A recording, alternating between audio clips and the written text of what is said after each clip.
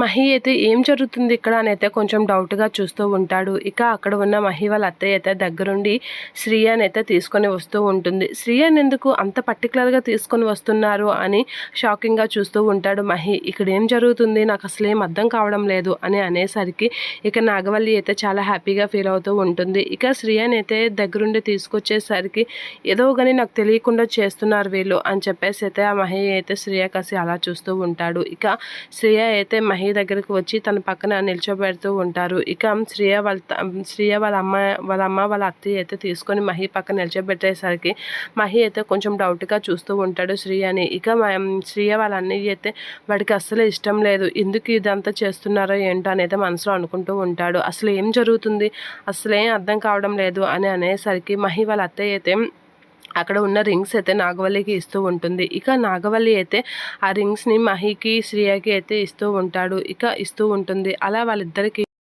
నాగవల్లి rings ఇవ్వగానే మహి అయితే ఈ రింగ్స్ ఏంటి అని అనేసరికి శ్రియ అయితే చాలా హ్యాపీగా ఆ రింగ్ చూస్తూ మహిని చూస్తూ నవ్వుతూ ఉంటుంది. ఇక వాళ్ళ అన్నయ్య అయితే ఏంట్రా బాబు ఈ కర్మ, ఆడికి అస్సలు ఇష్టం లేదే అనేది అనుకుంటూ ఉంటాడు. ఇక మహి అయితే ఆ రింగ్ని చూసి శ్రియని చూసి షాక్ అవుతూ ఉంటాడు.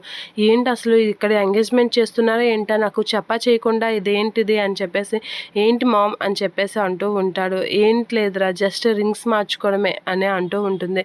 ఎంగేజ్మెంటా అని అనేసరికి ఎంగేజ్మెంట్ ఇంత సింపుల్గా ఎందుకు జరుగుతుంది మహి, ఇది ఎంగేజ్మెంట్ కాదు జస్ట్ రింగ్స్ మార్చుకోవడమే అని అనేసరికి రింగ్స్ మార్చుకోవడం ఏంటి ఎంగేజ్మెంట్ కాదు అంటున్నారు ఏంటి, నాకేం అర్థం కావడం లేదు అని అనేసరికి కొంచెం గెట్ టుగెదర్ లాంటిది లేరా, ఎంగేజ్మెంట్ అయితే కాదు అని అనేసరికి ఏంటి మమ్మీ ఏం మాట్లాడుతున్నారు అని అనేసరికి నువ్వు 10 years అయింది కదా యుఎస్ నుంచి వచ్చి, వాళ్ళ అందరికీ నిన్ను పరిచయం చేస్తూ మాకు కాబోయే కోడల్ని కూడా అందరికీ పరిచయం చేయడానికి ఇదంతారా, అంతే ఎంగేజ్మెంట్ నెక్స్ట్ మళ్ళీ ఎప్పుడో ప్లాన్ చేస్తాం అని చెప్పేసి నాగవల్లి అనేసరికి మహి అయితే షాక్ అవుతూ ఉంటాడు.